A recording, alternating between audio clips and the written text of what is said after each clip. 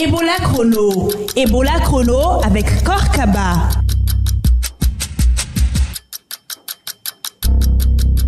Bienvenue à Ebola Chrono, ici Korkaba, merci de nous retrouver sur cette émission. C'est avec plaisir que nous recherchons et que nous vous donnons les informations dont vous avez besoin sur Ebola.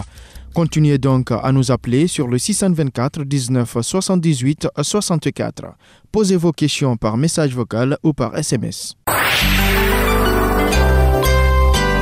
Hier, nous avons parlé des mesures de prévention d'Ebola au marché Niger. Aujourd'hui, nous nous intéressons au marché de Matoto. Et ce sera après les infos avec Sidik Bekondi.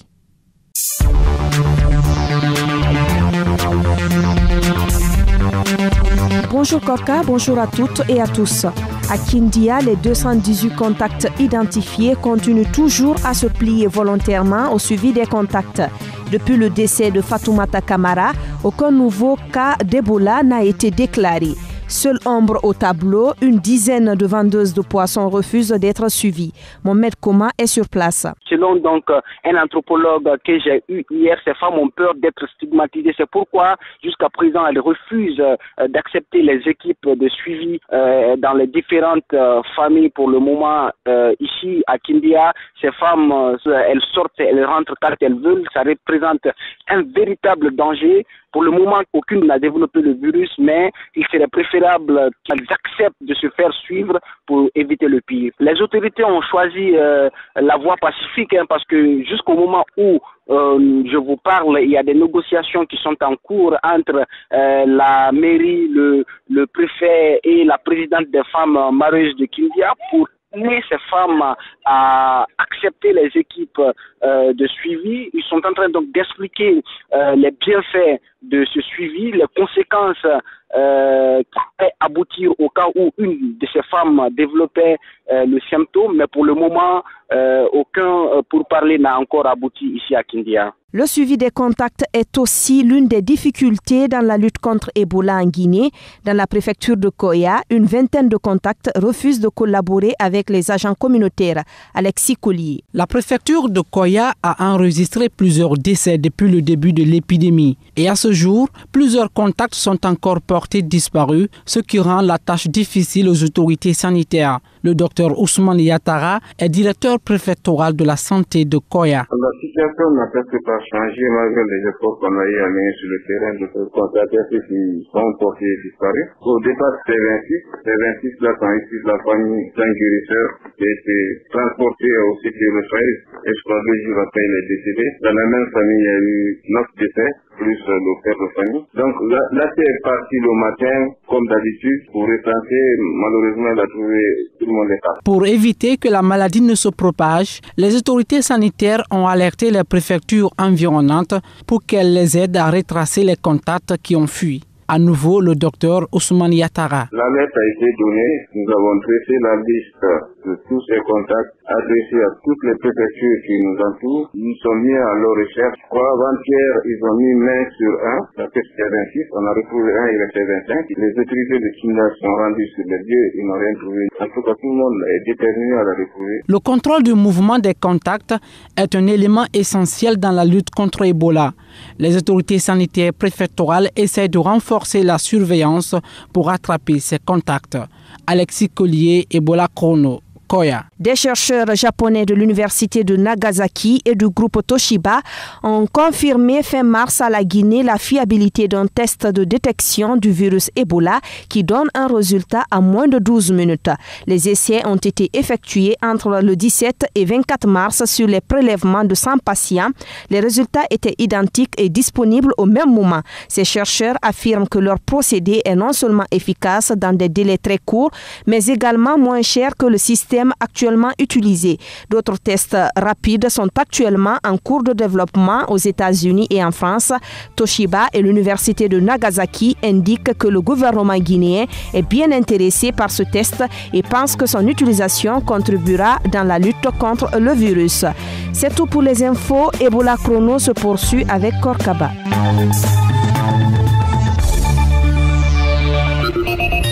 Petit lexique Ebola avec Dr Fatoumbo. Question du jour, qu'est-ce qu'un thermoflash? et à quoi ça sert?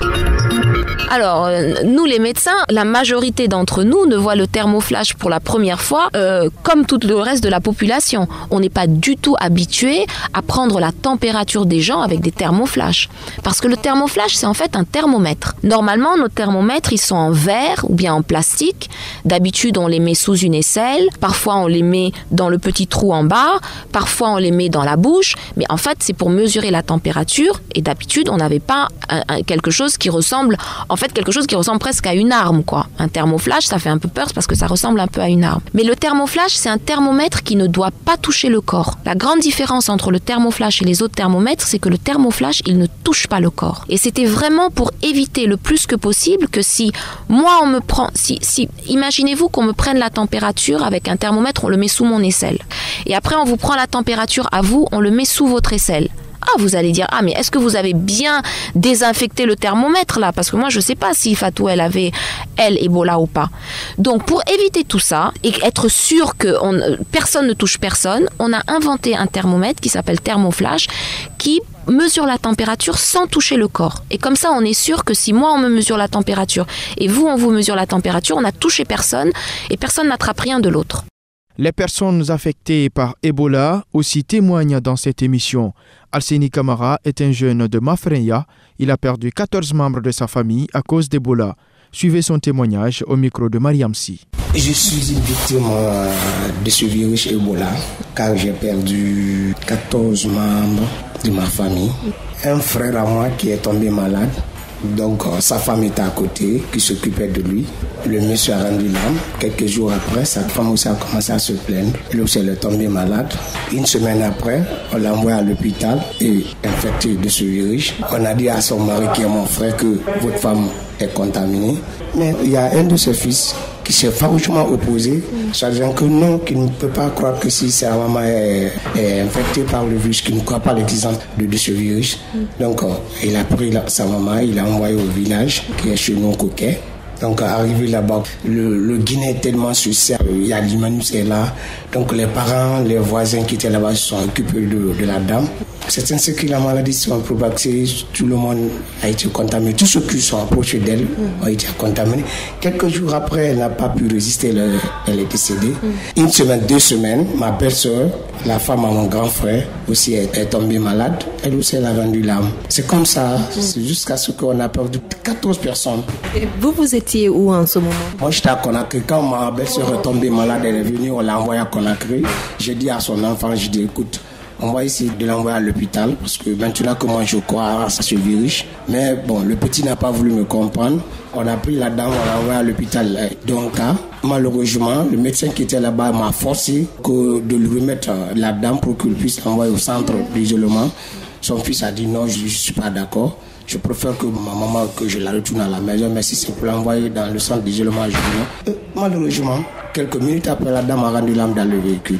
Donc, le petit aussi est tombé malade, mais heureusement pour lui, ils ont compris que oui, ce que je leur disais, c'est vrai. Il est parti à Wankifon, le centre d'isolement d'Ebola qui est à Wankifon. Heureusement pour lui, on l'a pu le traiter. Donc maintenant, lui, ça va. Actuellement, il a Conakry. Il a même repris le travail. Donc, même, ça fait pas une semaine qu'on a fait le sacrifice de sa maman. Ça fait pas une semaine qu'on est ensemble.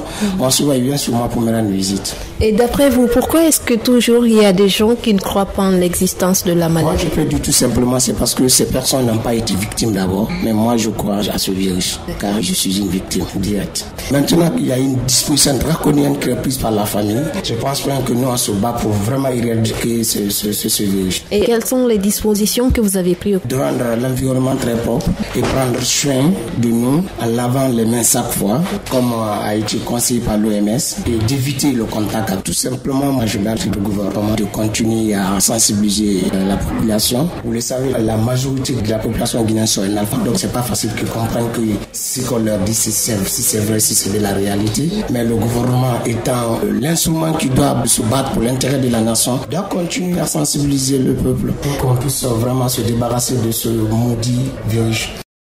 Vous aussi, si vous avez perdu des proches et que vous souhaitez témoigner pour éviter que cela arrive à une autre personne, vous pouvez nous appeler sur le 624 19 78 64.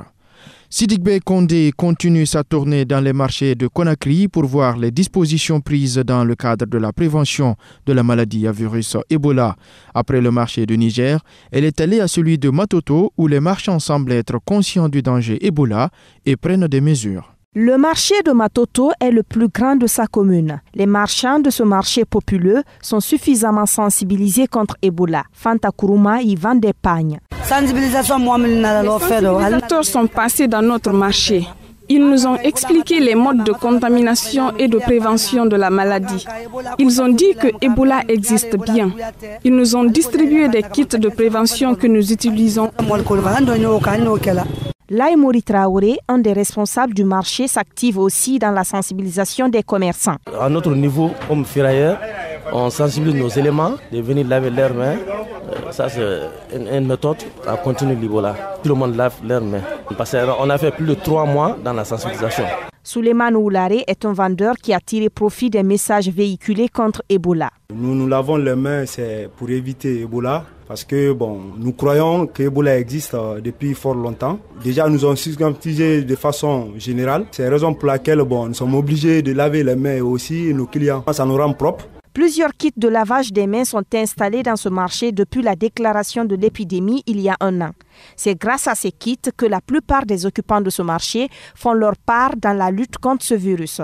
Koumana Ngeli Keita est administrateur du marché Matoto Centre. Tout le monde a compris que vraiment le lavage des mains c'est propre et c'est important. Les gens sont vraiment engagés, même à acheter maintenant avec des sépas d'eau et puis mettre un sachet d'eau de javel dedans parce qu'il y a beaucoup de choses quand même, nous avons distribué énormément. Malgré l'existence des kits au marché, Mamadi Kaba a décidé de placer devant sa boutique de vente de matériaux de construction une solution d'eau chlorée.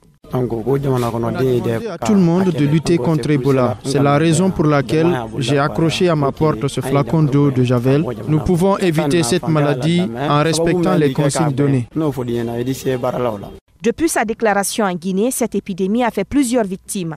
C'est la raison principale qui amène cet autre marchand à prendre ses précautions. Amara Kalo. Dans notre pays, on voit des gens qui meurent et c'est pourquoi, pour se mettre à l'abri de tout, moi je continue toujours à laver ma main, surtout à ne pas manger des animaux de brousse, à respecter vraiment les conseils que les agents de santé disent. Si on peut féliciter le marché de Matoto pour les dispositions prises dans le lavage des mains, c'est aussi le lieu de souligner que dans ce marché, marchands, consommateurs et immondices cohabitent. Sidibé Kondé, Ebola Chrono, Matoto. Ebola Chrono, c'est tous les soirs, du lundi au vendredi, sur les radios MAM de l'Ultergui, entre 18h et 20h et sur YouTube.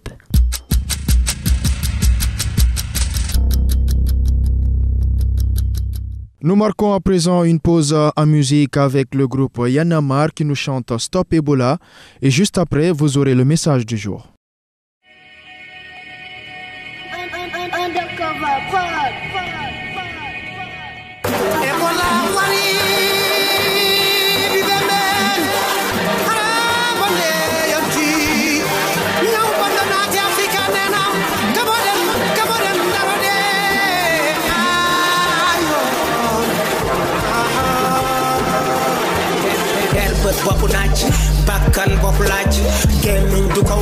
Mohamed Ouattara, chroniqueur islamologue. Chers frères et sœurs, Ebola est une réalité.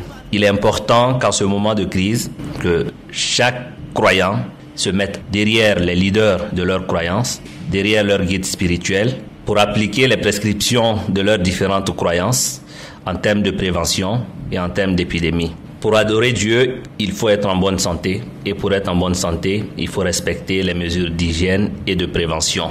Chacune des religions avait déjà parlé de l'hygiène avant que Ebola n'arrive. De la même manière que nous prêchons aux fidèles d'être purs physiquement, d'être purs spirituellement, c'est de cette même manière que nous pouvons accentuer ce même message en cette période de crise pour pouvoir amener Ebola loin de notre pays. Ensemble, nous pouvons vaincre Ebola. Ebola Chrono, le compte à rebours continue.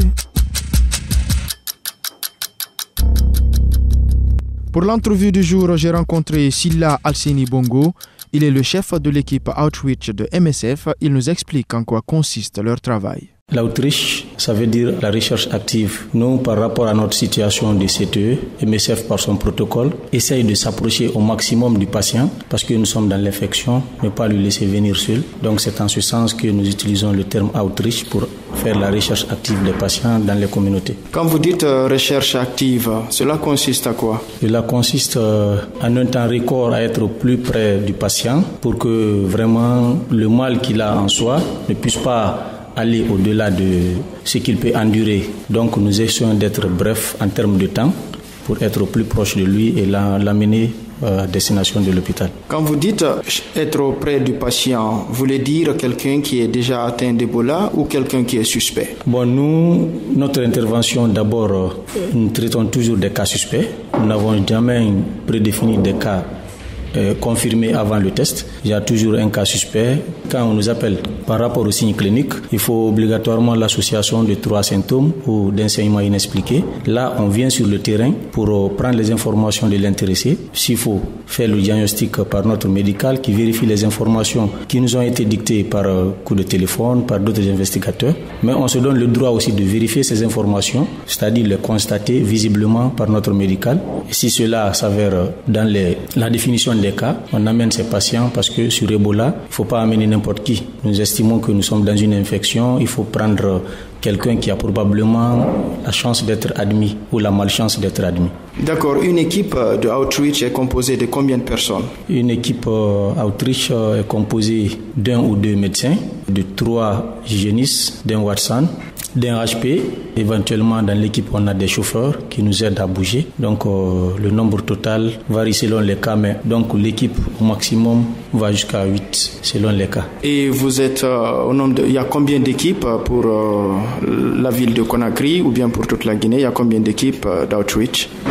Bon, pour toute la Guinée, je ne peux pas me prononcer, mais pour la ville de Conakry, nous avons une équipe constituée pour 2 alertes par jour.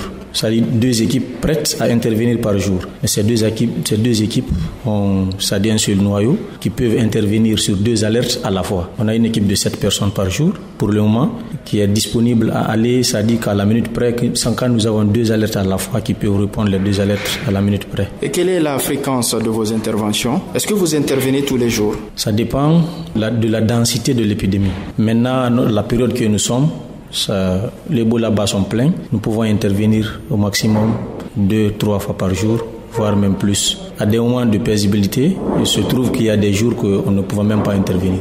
Ça dépend aussi de la compréhension des citoyens. Il peut y avoir des cas sans que nous ne soyons appelés. Est-ce que vous intervenez uniquement quand on vous appelle? Bon, il y a toute une structure autour de la communication Ebola qui est mise en place pour ne pas faire des erreurs. Il y a normalement la famille qui doit utiliser le 115 pour appeler, et le 115 est géré par la régulation, la DSVCO, ou Dr Sakoba et autres. Ils vont nous appeler en tant qu'organe. Et là, moi, à mon niveau, j'ai mon superviseur direct qui vont appeler par le canal de Dr Keta.